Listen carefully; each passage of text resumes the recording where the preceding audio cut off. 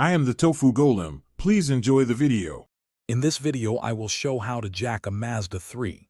First, ensure your vehicle is on a flat, stable surface. Always engage the parking brake and place wheel chocks behind the wheels that will stay on the ground. This crucial step prevents any accidental rolling. Gather your hydraulic jack, 2 sturdy jack stands, and consult your owner's manual for specific jacking points. Safety is paramount, so take these initial precautions seriously. Now let's locate the correct jacking points on your Mazda 3. Your owner's manual provides the most accurate information, so always refer to it. Generally, for the front, you'll find a sturdy frame rail just behind the front wheels. For the rear, look for a similar frame rail just in front of the rear wheels.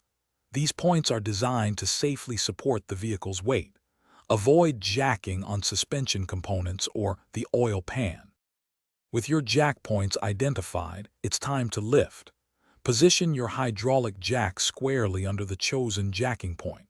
Ensure the jack pad makes full, stable contact. Slowly and steadily pump the jack handle, raising the vehicle. Lift it just enough so the tire clears the ground by about 2 inches. Keep an eye on the vehicle's stability throughout the entire lifting process.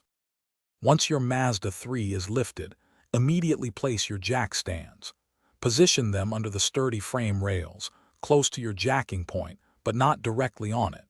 Slowly lower the vehicle using the jack's release valve until it rests firmly on both jack stands. Double-check that the stands are stable and the vehicle is secure. Give it a gentle shake to confirm stability before you begin any work underneath. Thanks for watching. Consider subscribing if we helped you today.